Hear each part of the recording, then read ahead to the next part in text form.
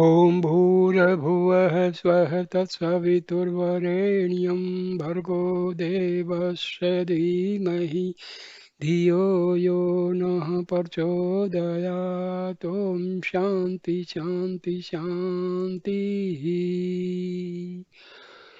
Okay, dear friends, I have talked about Annamalai Swami's book Final Talks. In my first video, I have talked, and in the second video, I will start from this information. A devotee who came to Annamalai Swami had so much pain in one of his legs. He found it very difficult to sit comfortably on the floor. After Annamalai Swami had observed the difficulties the man was having, he made the following remarks. Annamalai Swami says, though the body is needed for sadhana, one should not identify with it. We should make good use of it and look after it well, but we should not pay too much attention to it. There are so many thoughts in the mind, thought after thought, they never stop. But there is one thought that is continuous, though it is mostly subconscious. I am the body. This is the string on which all other thoughts are threaded. Once we identify ourselves with the body by thinking this thought, Maya follows. It also follows that if we cease to identify ourselves with the body, Maya will not affect us. And see, subconscious mind is very powerful. Exactly speaking, this subconscious mind is just a quality of our soul.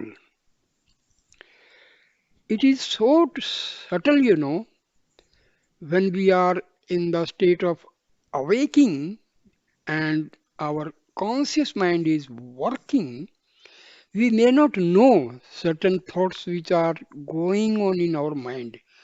One of those thoughts is, I am this body. So that's why he used the word subconsciously.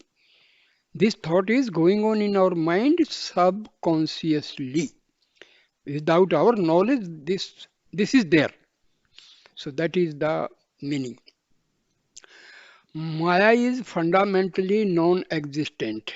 This is a power, and this power is actually lead us from reality to unreality.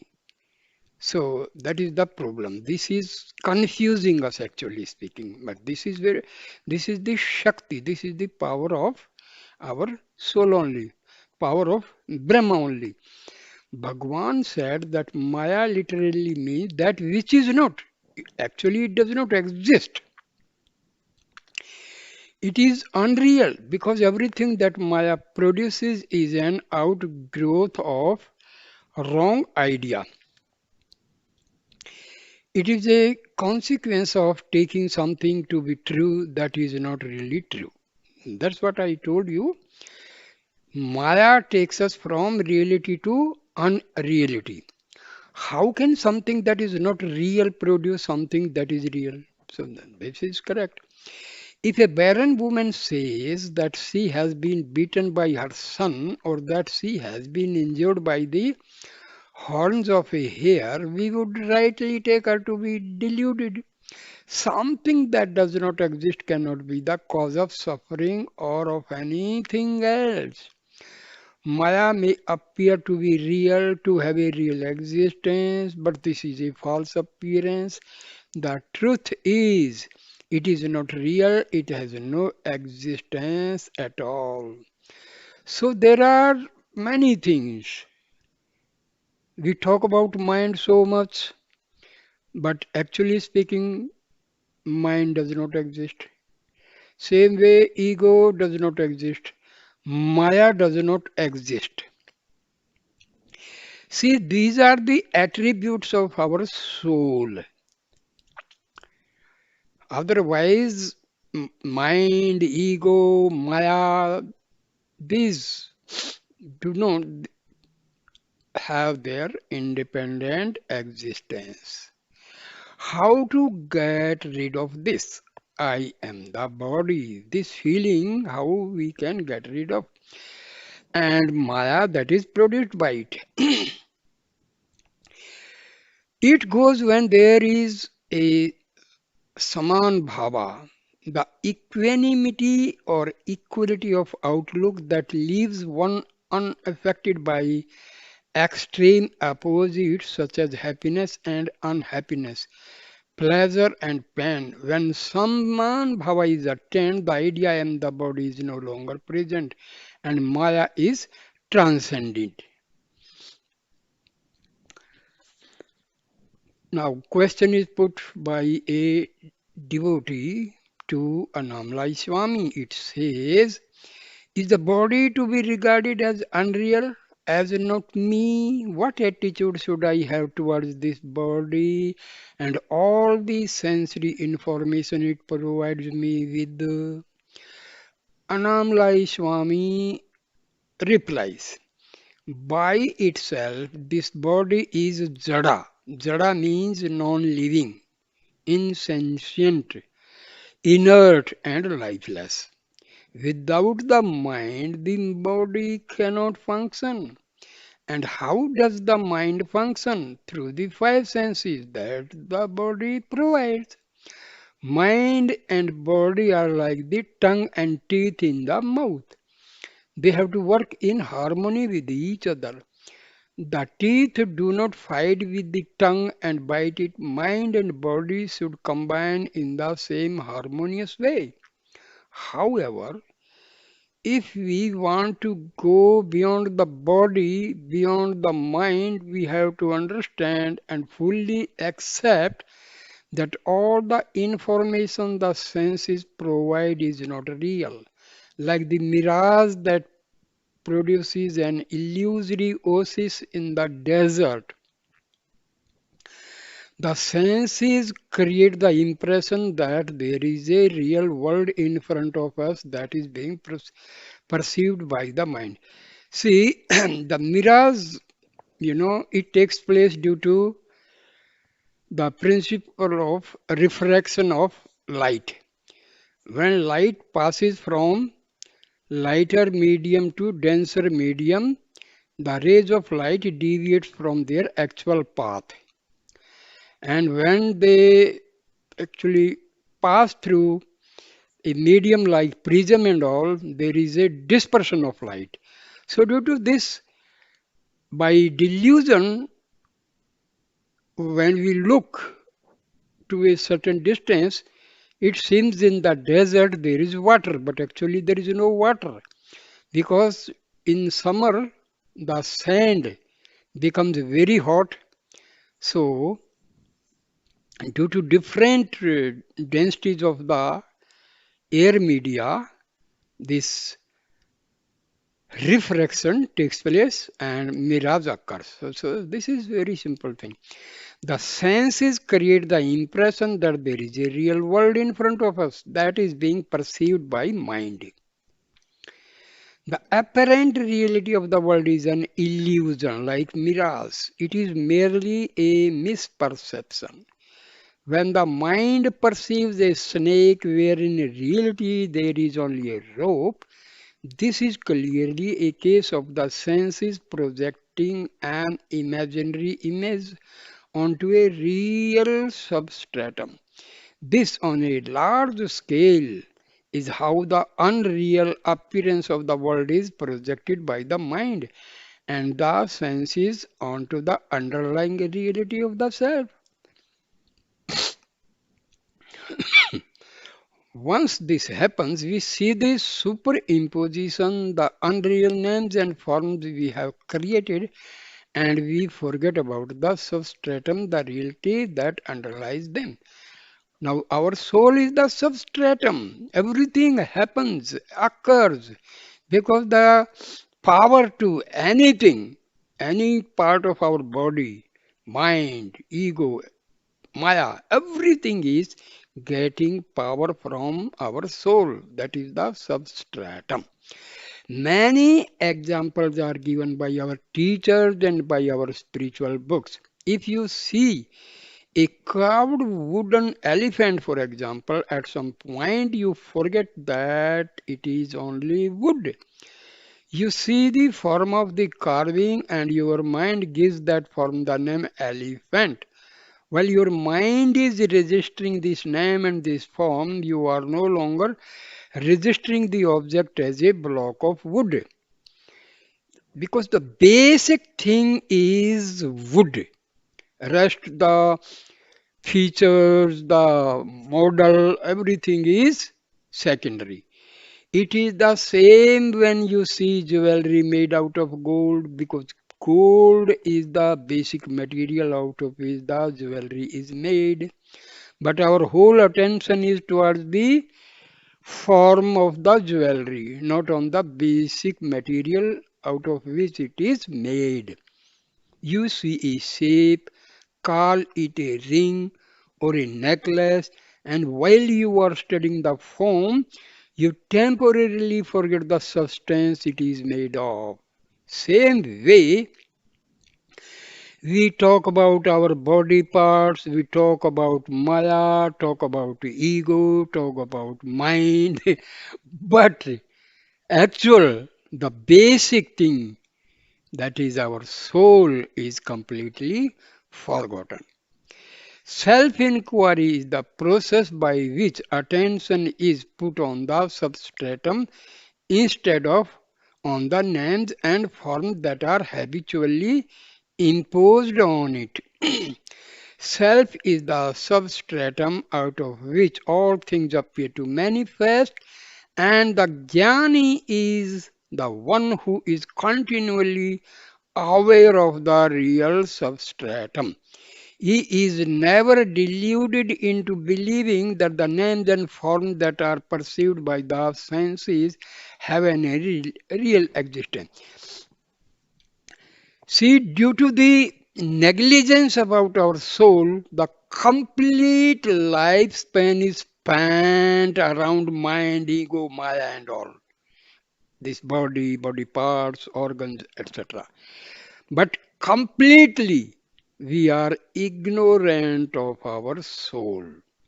So that is the basic thing we are forgetting, and our life is completely revolving around the non-real things,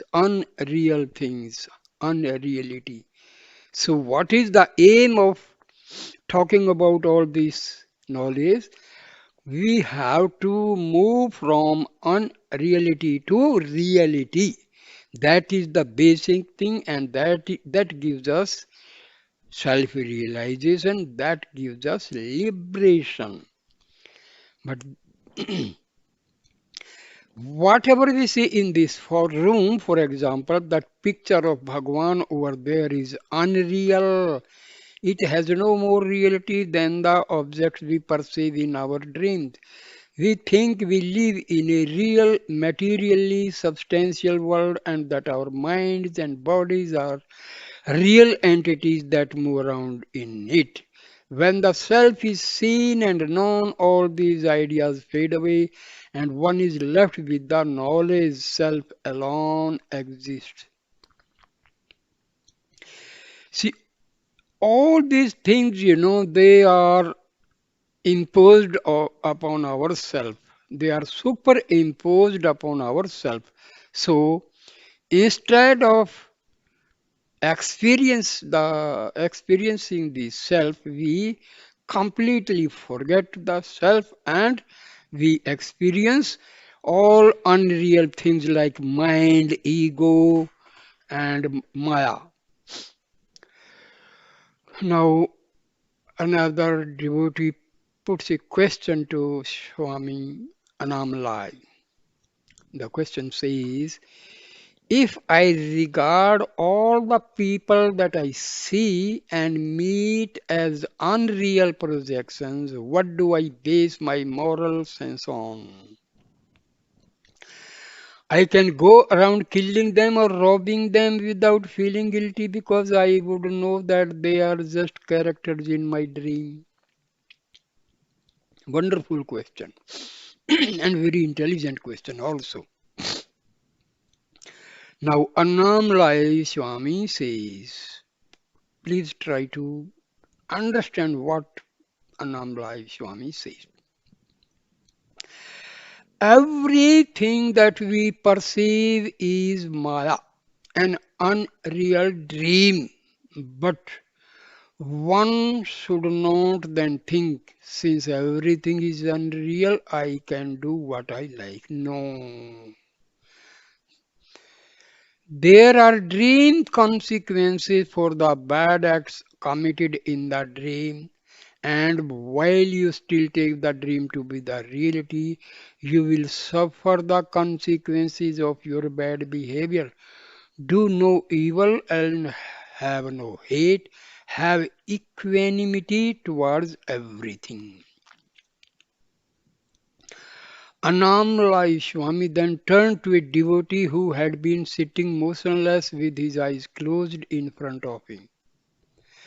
If you sit in meditation for a long time without moving the body, the mind gets dull and tamasic.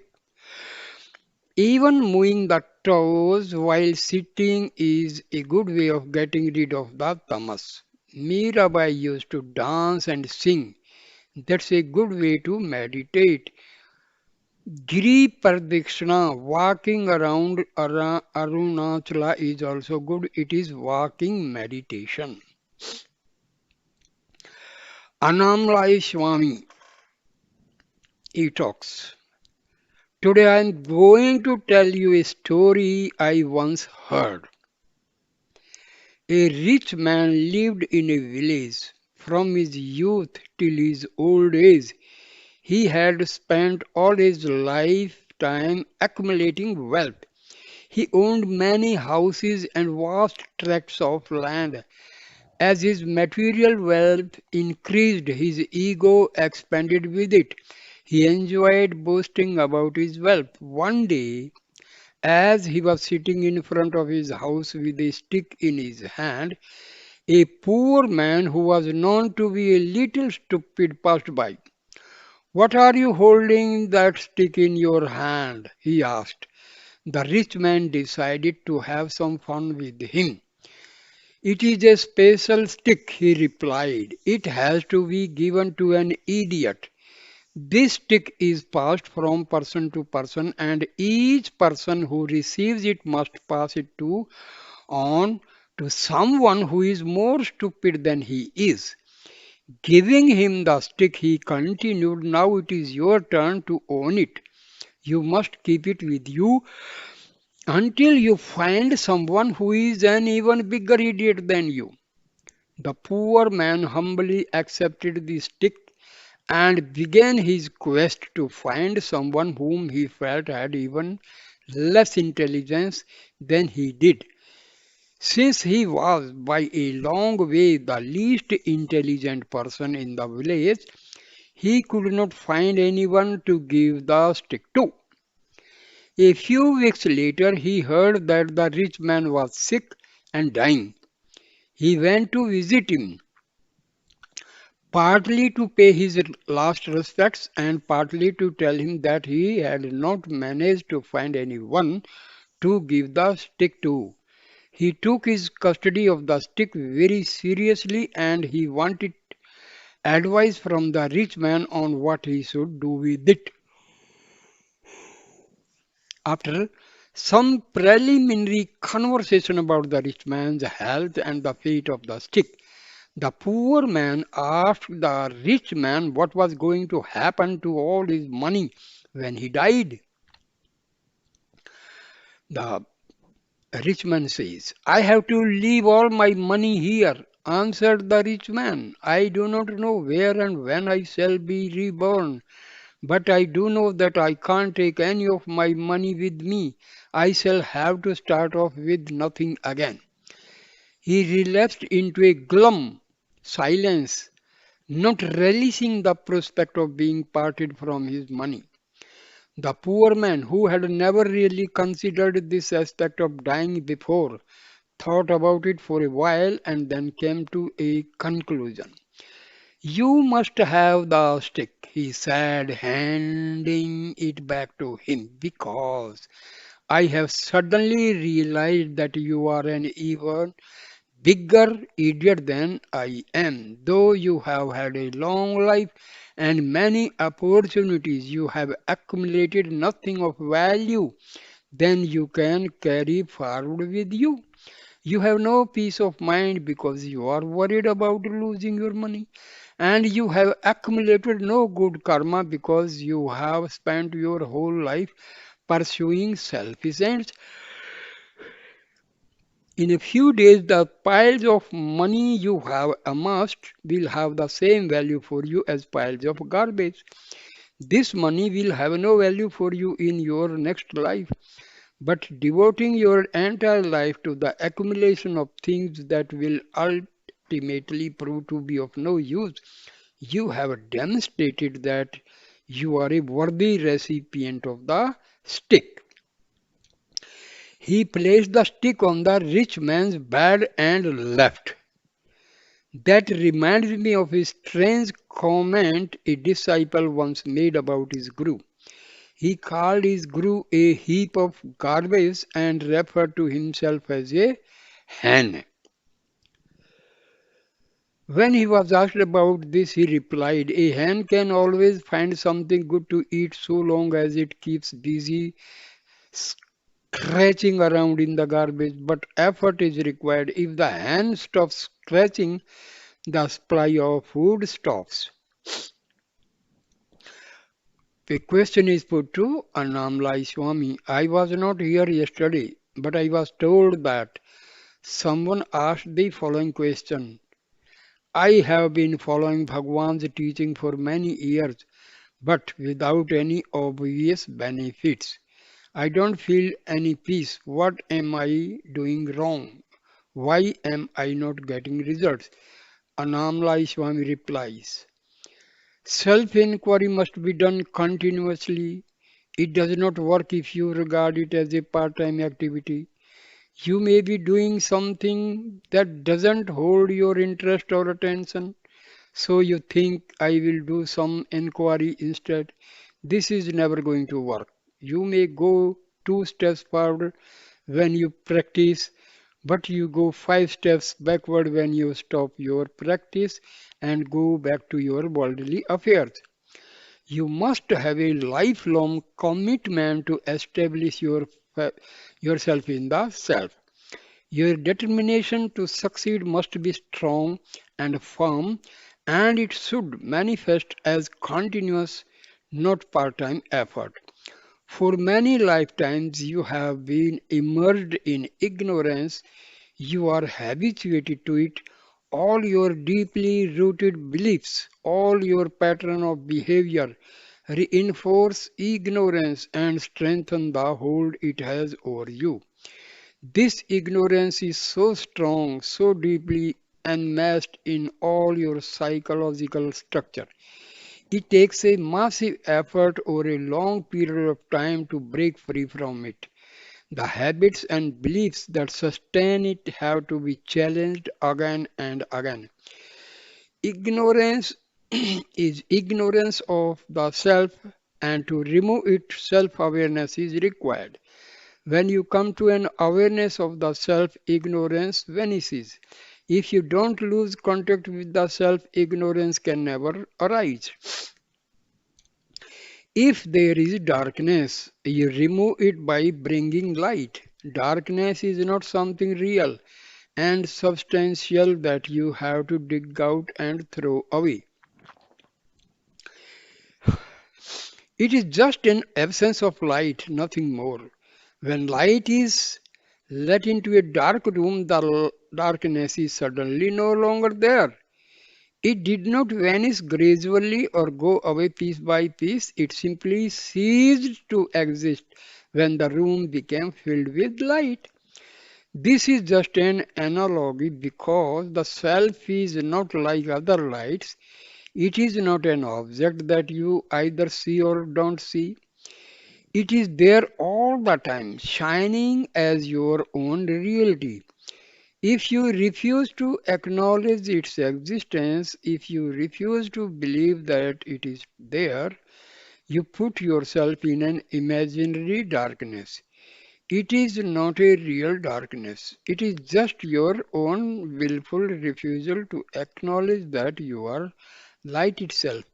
This self inflicted ignorance is the darkness that has to be banished by the light of self awareness. We have repeatedly to turn to the light of the self within until we become one with it. Bhagwan spoke about turning inward to face the self. That is all that is needed. If we look outwards, we become entangled with objects and we lose awareness of the self shining within us. But when by repeated practice we gain the strength to keep our focus on the self within, we become one with it and darkness of self-ignorance vanishes. Then even though we continue to live in this false and unreal body, we abide in an ocean of bliss that never fades or diminishes. See, our soul, it is nothing but eternal peace and bliss. A realized soul, is always full of bliss and peace. Because the very nature of soul is eternal peace and bliss. This is not going to happen in a moment because lifetimes of wrong and ignorant thinking have made it impossible for most of us to focus intently and regularly on the self within. If you leave your house and start walking away from it, and if you continue this habit over many lives, you will probably be a long, long way from home when you finally decide that you have had enough and that you want to go back to where you started from. Don't be discouraged by the length of the journey and don't slacken in your efforts to get home. Turn 180 degrees to face the source of your outward journey and keep moving back to where you started. Ignore the pain, the discomfort, and the frustration of seeming not to get anywhere.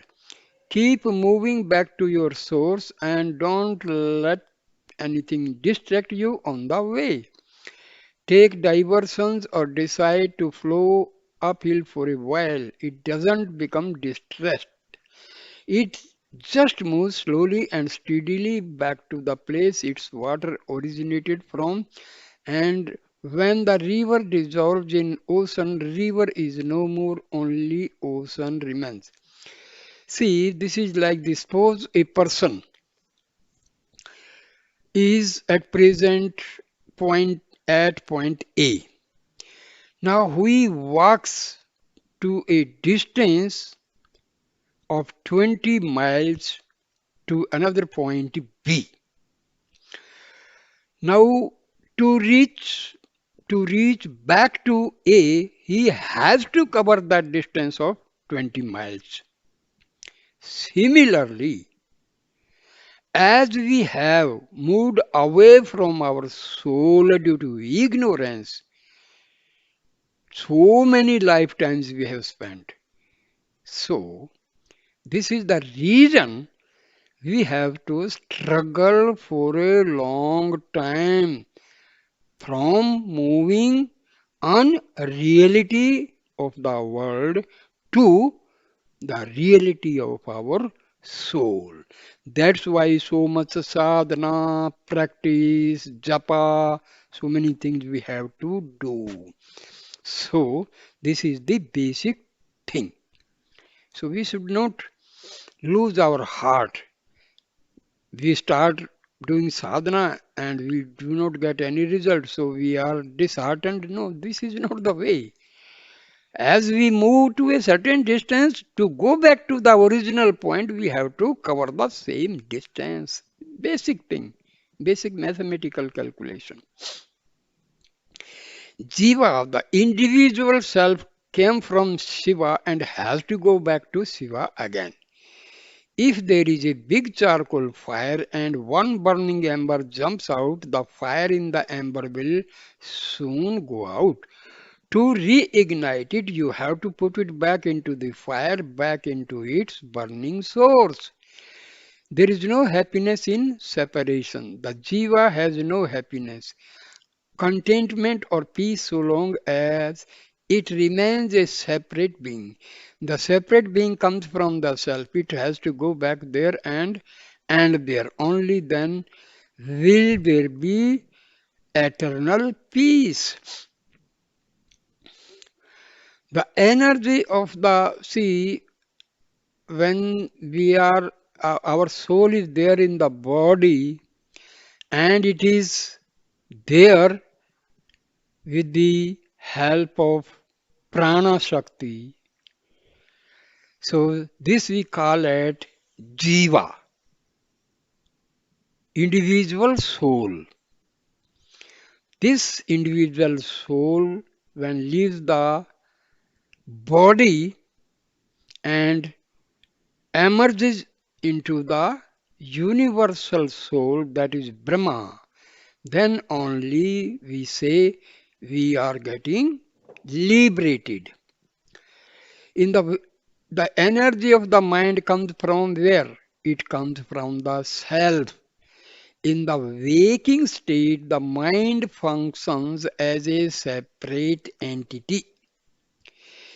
If the sleep state, it goes in the sleep state, it goes back to the source. Again and again, it comes out and goes back. It does this because it doesn't know the truth of what it really is. See, the mind does not know what it is really. It is just nothing but thoughts coming out from the self. It is self and self alone, but ignorance of this fact makes it miserable. It is this feeling of separateness that gives rise to desires, suffering, and unhappiness. Keep the mind in the self. If you can do this, you can live in peace both while you are awake and also while you are asleep. In deep sleep, all differences are dropped. If you keep the mind in the self during the waking state, there will also be no differences, no distinctions. You will see everything as your own self. Question is put to Annamalai Swami. How can we recognize a jnani? Annamalai Swami replies. For a mature seeker, there is one principal symptom of being in the presence of a jnani. If the seeker's mind becomes quiet without any effort, then this is a good indication. But this is not a test that is valid or conclusive for everyone. If an immature seeker sits in the presence of a jnani, his or her mind will probably remain just as active as ever. It is very difficult for ordinary people to determine who is and who is not a jnani. There are no consistently reliable tests. This reminds me of a story that was told by Ramakrishna. A sadhu was sitting in samadhi in the shade of a tree by the side of the road. A man who was walking down the road glanced at the sadhu and thought, he is probably drunk. The sadhu was shaking a little, and the passerby assumed it was a drunken tremble. Another man walked by, but his train of thought led him to a different conclusion. This man looks happy, he is probably waiting for his girlfriend to come. The sun was setting as the next man came along. He saw the shadow figure sitting under the tree and thought, he may be a thief. He is probably hiding under the tree so that he can jump out and attack people who pass by. I will give him a wide berth just in case he turns out to be dangerous. He took a little detour through the field because that made him feel safer. Shortly afterwards, a fourth man came along. He was an advanced spiritual seeker, and in the gathering gloom, he could detect a halo of light around the sadhu's head. This must be an enlightened man, he thought, and so he went up to him and prostrated. People perceive jnanis through the distorting prisons of their minds. More than that, they cannot do. If you put on yellow glasses, everything you see will be colored yellow. Change the color of the lenses, and the color of what you perceive also changes. The jnani has no distorting lenses or prisms to obscure, fragment, or change his vision. He sees everything as God, as his own self. How do we get this unobscured, unfragmented vision? Annamalai Swami says, Bhagavan wrote in Ulladu Narpadu that perceived objects are of the same nature as the one who perceives them. Ulladu Narpadu, that is a Tamil name of a book. In the waking state, the gross physical eyes see gross physical objects. In the dream state, the subtle eyes see subtle dream world objects. Beyond that, there is the eye of the self, since the self is infinite and immaterial. What it sees is infinite and immaterial. The jnani, being self alone, sees and knows only the self. Annamalai Swami was referring to a verse 4. If one is a form, the world and the God will also be so. If one is not a form, who can see their forms, and how? Can what is seen be of a different nature to the eye? Self, the eye is the limitless eye. Bhagwan's explanation of this verse can be found in Mahayoga. If the eye that sees to if the eye that sees be the eye of flesh, then gross forms are seen. If the eye be assisted by lenses, then even invisible things are seen to have form. If the mind be that eye, then subtle forms are seen. Thus, the seeing eye and the objects seen are of the same nature. That is, if the eye be itself a form, it sees nothing but forms. But neither the physical eye or the mind has any power of vision of its own. The real I is the self, as he is formless, being the pure and infinite consciousness, the reality he does not see forms. Annamalai Swami now continues with his answer. The self shines all the time. If you cannot see it because your mind has obscured it or fragmented it, you have to control your vision.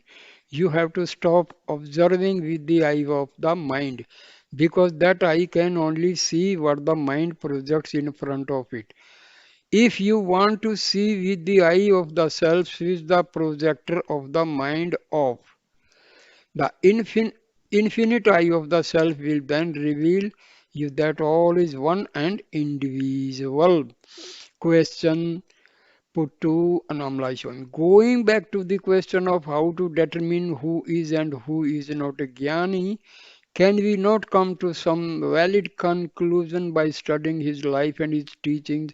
Will not his state be somehow reflected in the life he leads?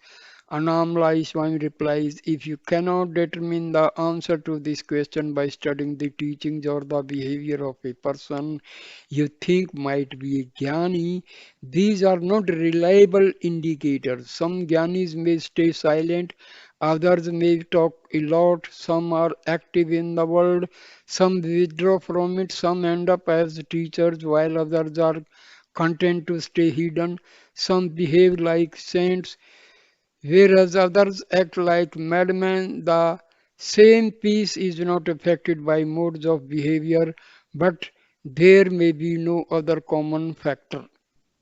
Question. Jnanis are supposed to have an equality of vision. Can we not decide whether someone may be a Jnani on the basis of whether he treats people around him equally? Annamalai Swami. Jnanis remain absorbed in the self at all times, and their apparent behavior is just a reflection of the circumstances they find themselves in. Some may appear to be egalitarian, others may not. They play their allotted roles, and though they may seem to be involved in them as ordinary people would be, they are not really touched by any of the events that occur in their lives. Equal vision may be there, internal equanimity may be there, but don't expect all Gyanis to behave in a prescribed egalitarian way. Bhagwan often used to cite King Janaka as an example of a jnani who was fully involved in the affairs of the world, but when his palace caught fire and was burning to the ground, he was the only person in the vicinity who was not disturbed. In the same story, there was a group of sadhus who lived near the palace. When the fire began to spread, they panicked and began to collect their sticks, their spare copies, their water pots, and so on. They had very few possessions, but they were still very attached to them, and they definitely did not want to lose them to the fire. They were more worried about their space underwear than Janaka was about his palace. Janaka watched his palace burn to the ground with complete equanimity.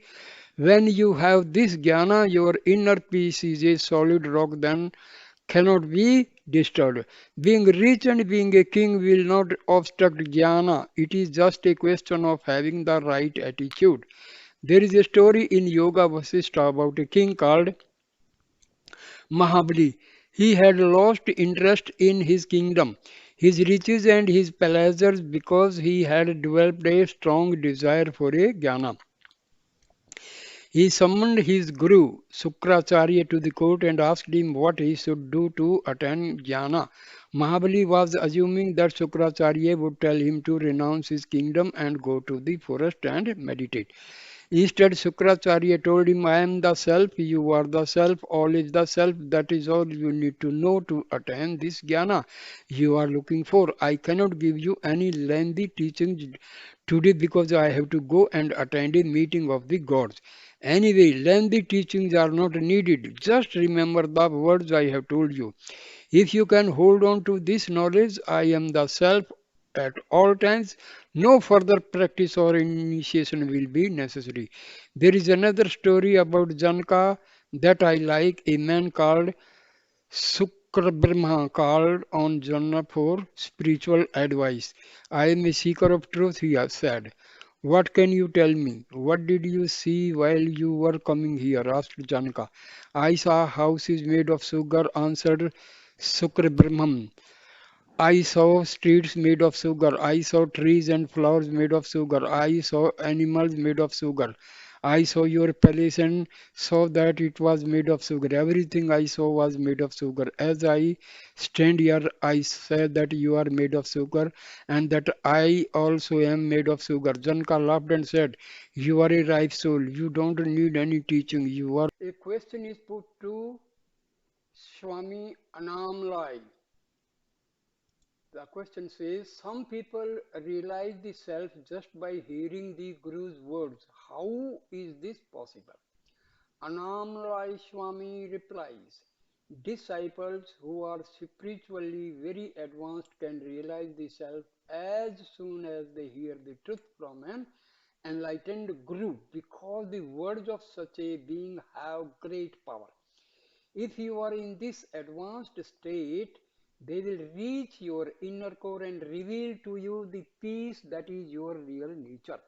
When the Guru tells you that you are the self, there is a power and an authority in those words that can make them become your own reality. If you are pure and ready, no practice will be required. One word from a jnani and his state will become yours too. Another question is put to Annamalai Swami. How does the mind project this world I see in front of me?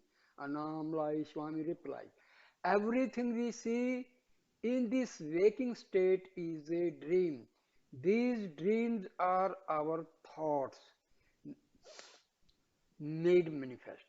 Bad thoughts make bad dreams, and good thoughts make good dreams. And if you have no thought, you don't dream at all. But even if you do dreams, you must understand that your dream is also the self. You don't have to suppress thoughts or be absolutely thoughtless to abide as the self. If you know that even your waking and sleeping dreams are the self, then the thoughts and the dreams they produce can go on. They will not be a problem for you anymore. Just be the self at all times. In this state, you will know that everything that appears to you is just a dream. Another question. Question says, what I am trying to say is, how do thoughts and desires create this world we live in? It does not seem possible that all this that I see could be a manifestation of my hidden desires. And Annamalai Swami replies, imagine that a man has to catch a train at 3 a.m. He goes to bed thinking I have to wake up before that so I can catch the train. Then sometime during the night he has a dream in which he wakes up at 2:30. He remembers the train journey, gets out of bed, goes to the station, boards the train and takes his seat. Then he thinks, I got up early this morning, I am a bit sleepy, I will lie down and have a nap.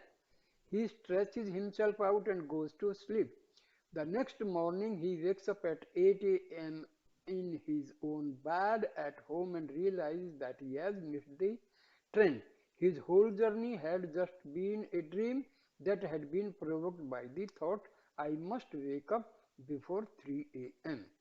The waking state which you take to be real is just an unfolding dream that has appeared to you and manifested in front of you on account of some hidden desire or fear. Your vasanas sprout and expand miraculously, creating a whole waking dream world for you. See it as a dream. Recognize that it is just an expansion of your thoughts. Don't lose sight of the self, the substratum on which this vast, unbelievable dream is projected. If you hold on to the knowledge, I am the self, you will know that the dreams are also the self and you won't get entangled in them. Another question. All is one may be the truth, but one cannot treat everything in the world equally in daily life. One still has to discriminate and make distinctions. Annamalai Swami. I once went for a walk near the housing board building, government flats that were built in the 1970s about 300 meters from Annamalai Swami's ashram. There was a sewage trench on one side of the building. I could smell the stench of the sewage even though I was a long way away. I stayed away from it because I did not want to be nauseated by the bad smell. In circumstances such as these, you don't say all is one. Everything is the self and paddle through these surveys. The knowledge everything is the self may be there, but that doesn't mean that you have to put yourself in dangerous or health threatening places. When you have become one with the self, a great power takes you over and runs your life for you. It looks after your body, it puts you in the right place at the right time, it makes you say the right things to the right people you meet. This power takes you over so completely you no longer have any ability to decide or discriminate. The ego that thinks I must do this or I should not do that is no longer there. The self simply animates you and makes you do all the things that need to be done. If you are not in this state, then use your discrimination wisely. You can choose to sit in a flower garden and enjoy the scent of the blooms, or you can go down to that trench I told you about and make yourself sick by inhaling the fumes there. So, while you still have an ego and the power of discrimination that goes with it, use it to inhale the fragrance that you find in the presence of an enlightened being. If you spend time in the proximity of a jnani, his peace will sink into you to such an extent that you will find yourself in a state of peace. If instead you choose to spend all your time with people whose minds are always full of bad thoughts, their mental energy and vibrations will start to seep into you. I tell you regularly, you are the self, everything is the self. If this is not your experience, pretending that all is one may get you into trouble.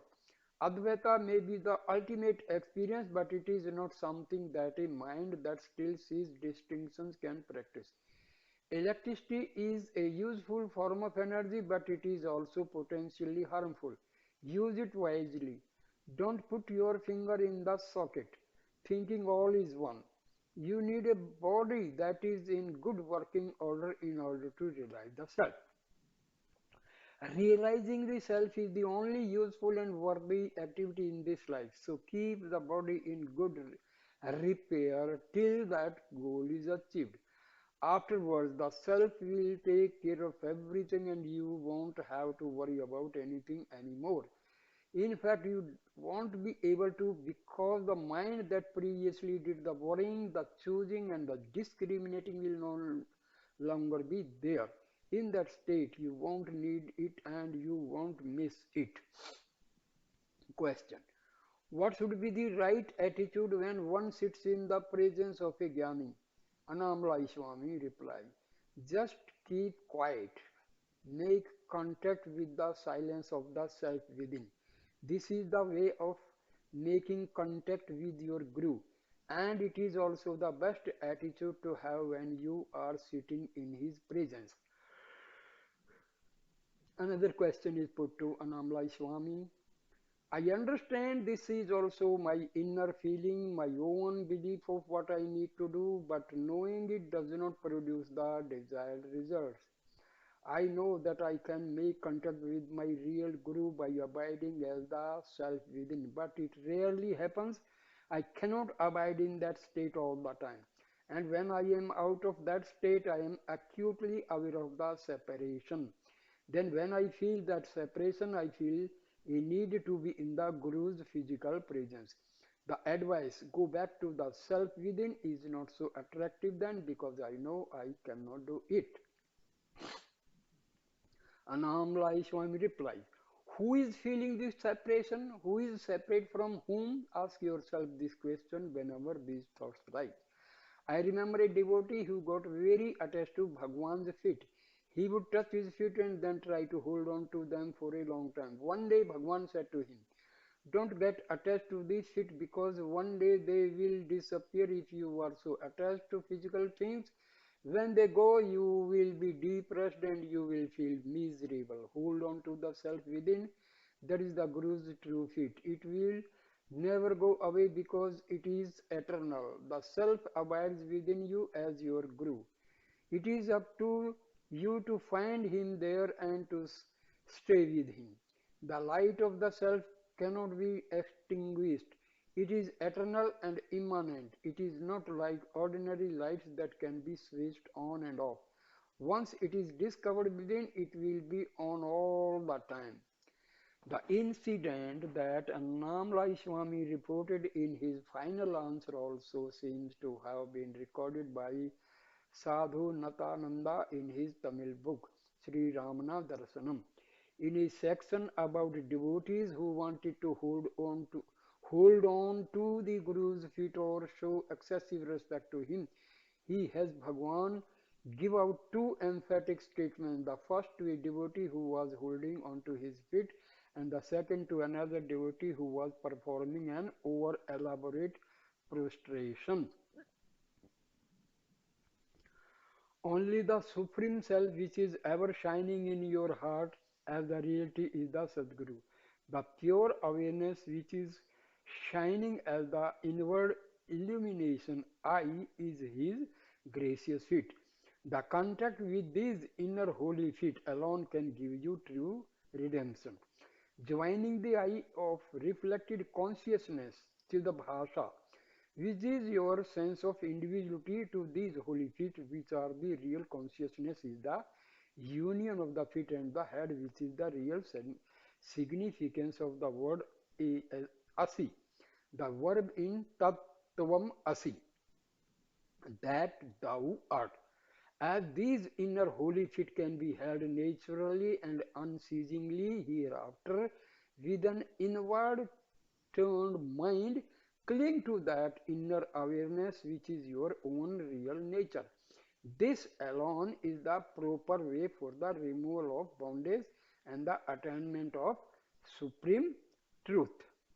The benefit of performing namaskaram, prostrating to the Guru, is only the removal of the ego.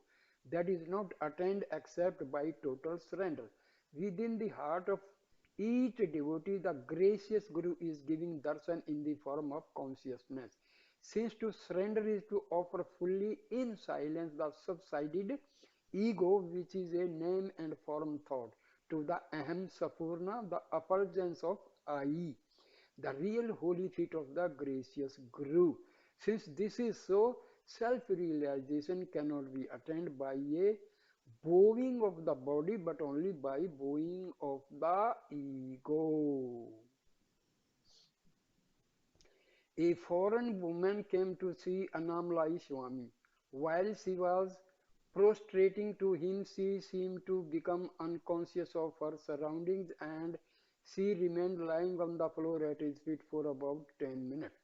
This was not the first time that she had fallen into this state while in Annamalai Swami's presence. After watching her for some time, he shouted at her, Annamalai Swami, you should not go into Laya, a trance-like state like this. It is becoming a habit with you. It may give you some kind of temporary happiness, but it is not a happiness that helps you spiritually. It is the same as sleep. Even bodily activities are better than this laya. Get out of this habit.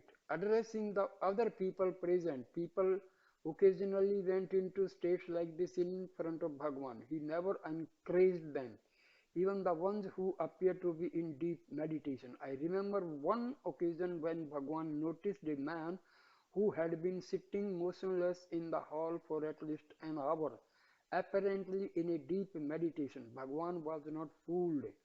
He called to Kunju Swami and others who were present, shout at him, shake him, and when he wakes up, take him on great perfection. This is no better than sleep. This state is not good for him. He is just wasting his time sitting like this.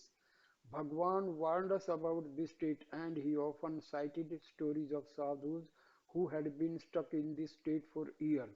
One of the most frequently told was a story about a sadhu who asked his disciple for a glass of water while he was waiting for the man to return. He went into a deep laya state that persisted for many, many years. He was in this state so long his disciple died. The river changed its course and different rulers came and went. When he opened his eyes, his first comment was, where is my glass of water? Before he went into laya, this thought was uppermost in his mind, and decades later, this thought was still there. Bhagwan's comment on this story was, these states are not helpful, they are not samadhi. The woman who had been in Laya then asked the next question. Whenever I start meditating, soon after I start, I fall into these states. How can I prevent these Laya states from coming and taking me over? Annamalai Swami replies, keep practicing self-inquiry. This is the way to avoid Laya. The mind usually has two habits. Either it is occupied with many thoughts and engaged in activities, or it goes back to sleep. But for some people, there is this third option, falling into this Laya state. You should not indulge in it, because once it becomes a habit, it becomes addictive. It is a pleasant state be in, but if you fall very deeply into it, it becomes very hard to get out of it. You know what this state is like because you have been in it many times. As soon as you feel the first symptoms of an approaching trance, get up and walk around. Don't remain sitting or lying. Walk around or do some work. And above all, keep the practice of self inquiry. If you practice self-inquiry constantly, you will never find yourself falling into Laya. You can conquer this habit. You just need to be attentive and to do self-inquiry. Another question. Bhagwan once remarked, what is the value of knowing God if we do not know the name of our own I? We also spoke about the I vibration, saying that it was an emanation of the self. When Bhagwan spoke of I, did he mean that it was Shabd a subtle sound, or is it merely the feeling I? Annamalai Swami replied, they both indicate and mean the self. Question. Is the sound also the self? Annamalai. The sound is happening in the self. Question. Is it same as the self, or is it the reflection? Annamalai. It is also a part of the self. Question. So is it like the white color of milk inseparable from the milk? Annamalai Swami replies, yes. Another question. I am asking this because I hear the sound all the time, but I do not know if I feel the I in the heart. There is a feeling that I ought to be going deeper, so I ask myself, what is the feeling of the sound? Is this a good practice? Annamalai Swami replies, let me give you an example. The fan over our head is spinning around. A stream of cool air is coming from it, but we also hear the noise of the motor. Both perceptions originate from the working of the fan. It is the same with the self. The soundless sound of the self goes on all the time by itself. It does not make a sound. It is the subtle sound. If you tune into this sound, you can't actually listen because it is not a physical noise. That tuning in will lead you to the peace of the self. That peace is prior to and beyond this very subtle pulsation. When you reach that final peace, that ultimate stillness, the sound will disappear in the self. In that final place, there is no sound, there is only peace, somewhat like the peaceful, soundless state that is experienced in deep sleep. However, full awareness remains there. It is not an unconscious state. Most people cannot hear or be aware of the subtle inner vibration because it is drowned out by the physical noise of the outer world and by the persistent mental noise of the mind. The only people who can hear the sound are those in whom thoughts have mostly disappeared. One needs to be in deep level of mental peace in order to be aware of this sound. This subtle vibration is resonating all the time in all people, by virtually no one hears it because preoccupation with thoughts covers it up. Bhagwan was not the first teacher to talk about this subtle sound. Himalaya, for example, mentioned in Tripura Rahasya. So this inner sound is not something newly discovered. Close your mental and physical ears and you will hear this vibration resonating all the time. So here I stop the video for the day. Please subscribe my channel and like, share and comment on my video. Thank you, dear friends.